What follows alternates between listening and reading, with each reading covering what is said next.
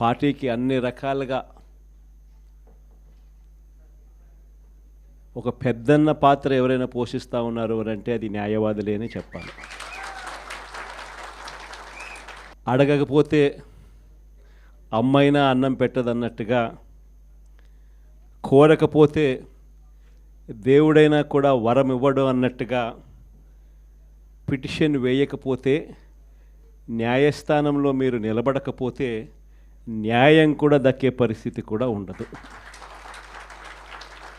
కలియుగం అన్నది ఏమిటి అన్నది ఈ చంద్రబాబు నాయుడు గారి పరిపాలన చూస్తే ఈ 14 నెలల్లో ఓహో ఇదేనా కలియుగము అని చెప్పి అనిపించే పరిస్థితి ఎవరికైనా కూడా అనిపిస్తుంది.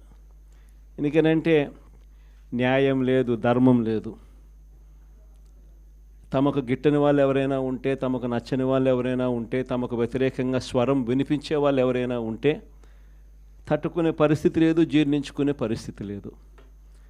ఎలాగైనా తీసుకొని పోయి వాళ్ళని జైల్లో వేయాలి, ఎలాగైనా తీసుకొని పోయి వాళ్ళని చిత్రహింసలు పెట్టాలి, ఎలాగైనా కూడా వాళ్ళ పరువును తీయాలి అనే ఒక నీచమైన సంస్కృతి ఈరోజు మనం చూస్తూ ఉన్నాం.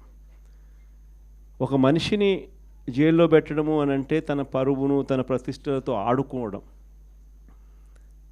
అవన్నీ తెలిసి కూడా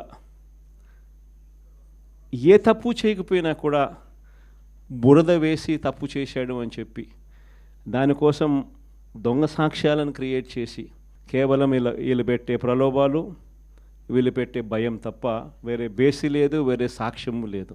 ఇలాంటి పరిస్థితుల మధ్య న్యాయం జరగడానికి కోసం బాధితుల తరపున గట్టిగా నిలబడి వాళ్ళ స్వరం వినిపించే కార్యక్రమం ఎక్కడైనా చేయాల్సిన పరిస్థితి ఏదైనా ఉంది అని అంటే అది ఇంకా మన భుజస్కంధాల మీద ఇంకా ఆ బాధ్యత ఎక్కువైంది.